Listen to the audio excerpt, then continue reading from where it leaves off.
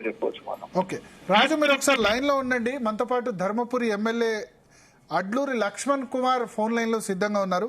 లక్ష్మణ్ కుమార్ గారు, G Telugu news కోసం సమయం కేటాయించిన ధన్యవాదాలు. సో పెద్దపల్లి పార్లమెంట్ సెగ్మెంట్ మీద మీ అసెస్మెంట్ ఏంటి?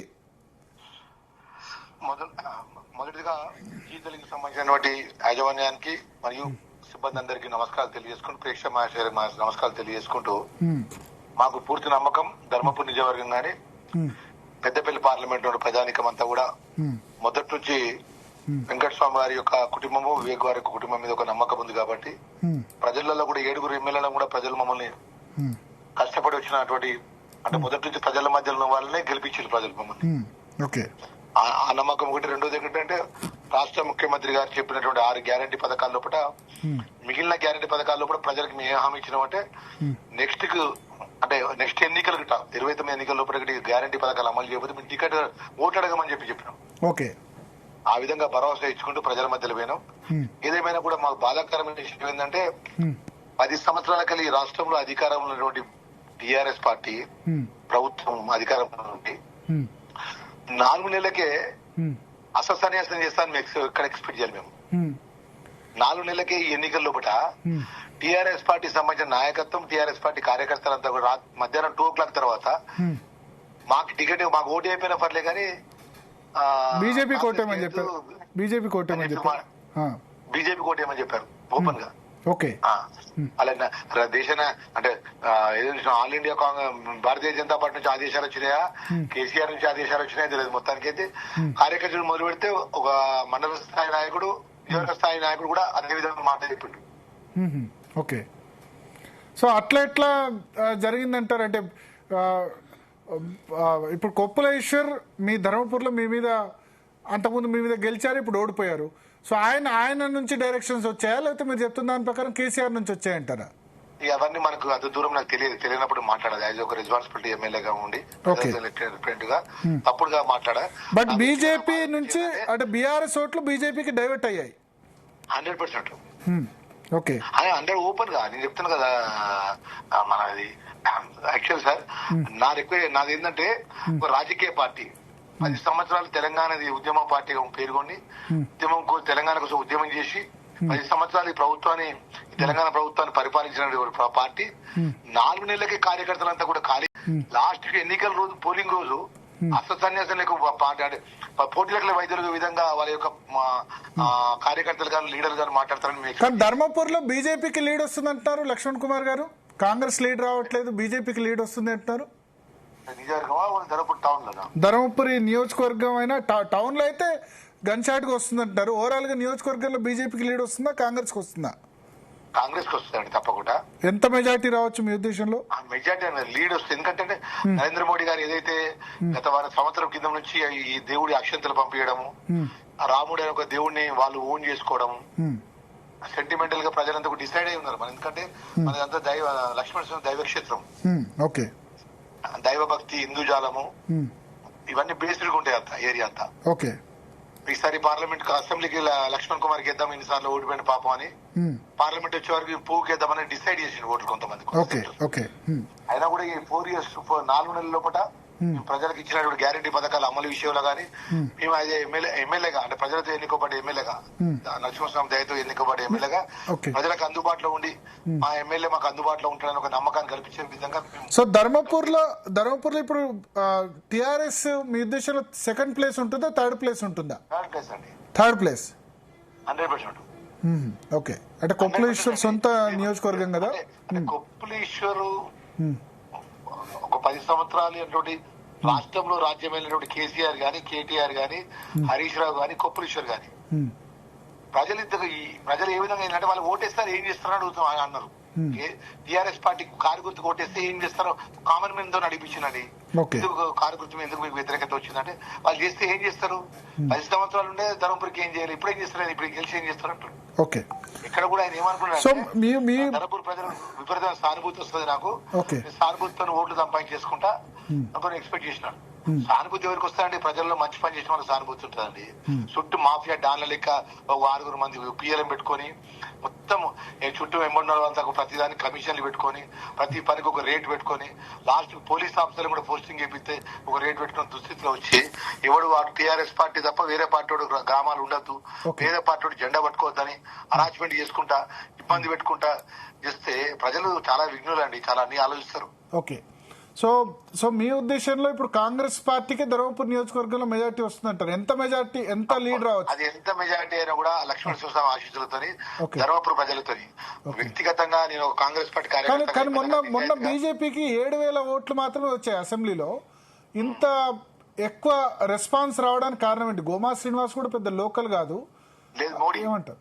మోడీ వేవ్. ఓకే, ఓన్లీ ఒకటే అన్నారు వాళ్ళు. మేము అన్నా నీకు పోయినసారి ఎమ్మెల్యేకి నీకు వేసినాము, మేము కాంగ్రెస్ బ్యాడ్జ్ పెట్టుకోపోయినా నీకే ఇచ్చినాం మేము. ఓకే, కానీ ఈసారి మోడీ. ఓవరాల్ పార్లమెంట్ మీ అసెస్మెంట్ ఏంటి? ఖచ్చితంగా వంశీ గెలుస్తారండి.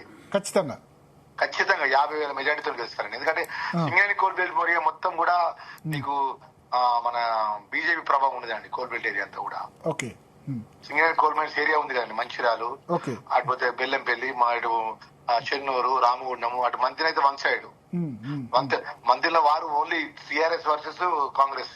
ఓకే, ఈ రోజు శ్రీధర్ బాబు దగ్గర నుంచి హైయెస్ట్ మెజార్టీ వస్తుందా కాంగ్రెస్ పార్టీకి? శ్రీధర్ బాబు, పెద్దపల్లి, రామగుండం, తర్వాత ధర్మపురి. ఓకే, మంచి మెజార్టీ ఇస్తామండి. ఒకటి సార్ మా రిక్వెస్ట్ ఒకటే సార్, ఏదైనా కూడా యాజ్ ఏ కాంగ్రెస్ పార్టీ కార్యకర్తగా మా పార్లమెంట్ అభ్యర్థి కోసం రాష్ట్ర ముఖ్యమంత్రి పిసిసి అధ్యక్షులు గారు శ్రీధర్ బాబు గారి నాయకత్వంలో నిజాయితీగా ప్రతి ఒక్క ప్రజలకు సంబంధించిన ఇష్యూ లోపల మా మీద 4 నెలల లోపల ఇక్కడ కూడా మేము వ్యతిరేకత వచ్చే విధంగా ఏ చిన్న తప్పు చేయలేదండి. మేము 4 months లో ఏ చిన్న పొరపాటు చేయాలి. ప్రజల మధ్యలో ఉన్నాం. 6 మంత్రి కాకుండా 6 మంది ఎమ్మెల్యేలు కూడా ప్రజల మధ్యలో ఉన్నాం. మాకు నమ్మకం ఉన్న ప్రజలు మమ్మల్ని గౌరవిస్తారు.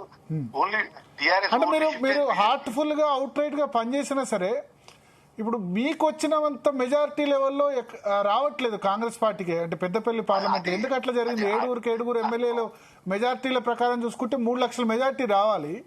ఇవాళ ఎవరు చూసినా 50,000 to 1 lakh అంటారు. కొద్దిమంది బీజేపీ ఏమో మేమే గెలుస్తాం అంటున్నారు. అటువంటి సిచ్యువేషన్ ఎందుకు వచ్చింది? Only Modi. Okay, voter decide అయిందండి 1 year కింద.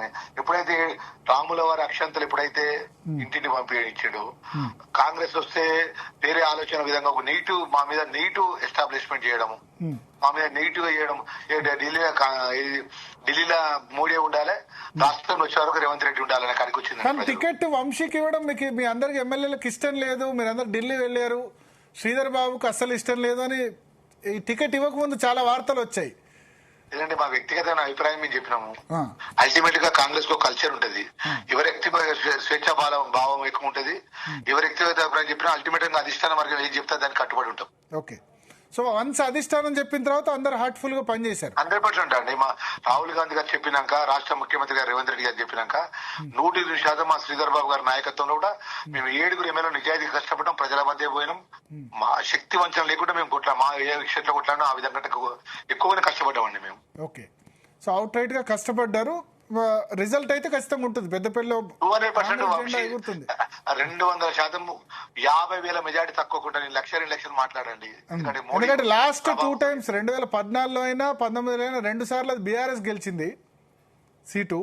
సో కాంగ్రెస్ జెండా మరొకసారి ఎగరబోతుంది మళ్ళీ. 200% సార్. నేను చెప్పేది ఒకటే సార్ మీకు నా రిక్వెస్ట్. గెలవడానికి బలమైన కారణం ఏంటంటే రాష్ట్ర ముఖ్యమంత్రి రేవంత్ రెడ్డి గారు ఇచ్చినట్టు 6 గ్యారంటీ పథకాల మీద రాష్ట్ర ముఖ్యమంత్రి గారి మీద 5 సంవత్సరాలు వారే అధికారంలో ఉంటారు. రేపు 4 సంవత్సరాలు 8 నెలలు వాళ్ళే అధికారంలో ఉంటారు. ఎమ్మెల్యేలు కూడా మాకు అందుబాటులో ఉన్నారు. మోడీ ప్రభావం ఉన్నది కాబట్టి మా మెజార్టీ తగ్గింది.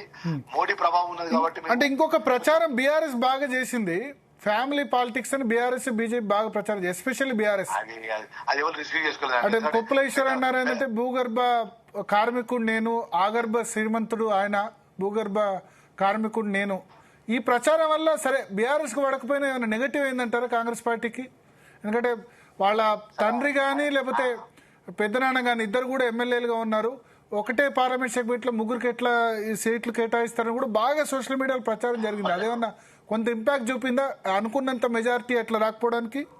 ఇప్పుడు రాష్ట్ర ముఖ్యమంత్రి కేసీఆర్, కొడుకు కేటీఆర్ మంత్రి, అల్లుడు హరీష్ రావు మంత్రి. అదే అందుకనే వాళ్ళని దించేశారు కదా. ఇప్పుడు కుటుంబ పాలన గురించి చెప్తే ఎవరు చెప్పాలండి?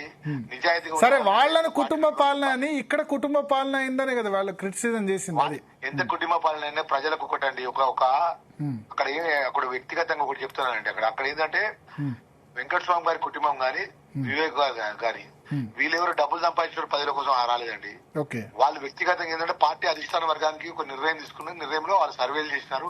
సర్వేలో కూడా మా 7 ఎమ్మెల్యేలు కూడా మా అభిప్రాయం కూడా సరే వ్యక్తిగతంగా మా అభిప్రాయం ఉన్నప్పటికీ సర్వే రిపోర్ట్ ప్రకారం ప్రజల యొక్క అభిప్రాయం ప్రకారమే టికెట్లు ఇచ్చినాము.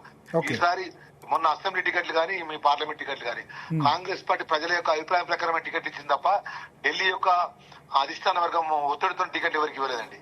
ఓకే ఓకే సో ఓవరాల్ గా అయితే కంఫర్టబుల్ గా 50,000కు పైగా మెజారిటీతో పెద్దపల్లిలో గెలుస్తుంది అంటారు. 1000% గెలుస్తామండి. ఓకే, సెకండ్ పొజిషన్ లో ఎవరు ఉంటారు లక్ష్మణ్ గారు మీ అసెస్మెంట్ ప్రకారం? BJP sir. సెకండ్ పొజిషన్ లో బీజేపీ ఉంటుంది. కొప్పుల బీఆర్ఎస్ నుంచి థర్డ్ ఉంటారు. ఓకే, ఎందుకంటే మోడీ ప్రపంచం అండి. ఓకే ఓకే మీరు అన్నారు కదా మధ్యాహ్నం 2 తర్వాత బీఆర్ఎస్ లీడర్లు చాలా మంది మా కోటేకున్నా పర్లేదు బీజేపీ కోటేయండి అని చెప్పింది. ఇది అన్ని నియోజకవర్గాల్లో జరిగిందా, కొన్ని సెలెక్టెడ్ దానిలో జరిగిందా? నా ధర్మపూర్లో అయితే జరిగిందండి సార్. ఓకే, నా ధర్మపూర్ ప్రజల మధ్యలో నేను ఉన్నాను కాబట్టి నాకు ధర్మపూర్ జరిగిన విషయం చెప్పాలి సార్. అంటే బీఆర్ఎస్ లీడర్లే ఓపెన్ గా చెప్పేశారు బీజేపీకి వేయండి అని. వాళ్ళు యాక్చువల్లీ ఇప్పుడు బీఆర్ఎస్ పల్లి మిగిలిపోయిన వాళ్ళు ఎవరు? పైరోకారులు, దందాలు చేసుకునేటోళ్ళు, మిగతా కొంచెం మంచి సాఫ్ట్ ఉన్న వాళ్ళంతా ఏదో పార్టీ ఆల్రెడీ పోయే పార్టీలకు వెళ్ళిపోయారు. ఓకే, మేము కూడా దర్వాజా ఓపెన్ చేస్తే మా మొత్తం టీఆర్ఎస్ పార్టీ జెండా పట్టుకోవడం లేకుండా మొత్తం ఖాళీ అయిపోయింది. దర్వాజా ఓపెన్ చేస్తే తాళం ఓపెన్ చేస్తే ఓకే ఓకే ఆ ఉన్నోళ్ళు ఏంటంటే రేపు సర్పంచ్, ఎంపీడీస్, జడ్పీటీస్, కౌన్సిలర్ పోటీ చేయాలి కదా. ఇంత మా ఉనికి కోసం అని చెప్పేసి కాంగ్రెస్ బలపడద్దు, అక్కడ ఎమ్మెల్యే స్థానికంగా ఎమ్మెల్యే ఉన్నాడని చెప్పి కాంగ్రెస్ కోటి వేయకుంటే మీరు బీజేపీ కోటి వేయమని చెప్పి మాట్లాడవచ్చింది. Okay okay okay okay right. Thank you Lakshman garu. Thank you very much అండి. నాకు నన్ను పార్టిసిపేషన్ చేసే విషయంలో పట్ల నాకు నేరుగా నాకు టెలిఫోన్ ద్వారా నాకు అవకాశం ఇప్పించినందుకు right right thank you Lakshman. Thank you very much sir. Right.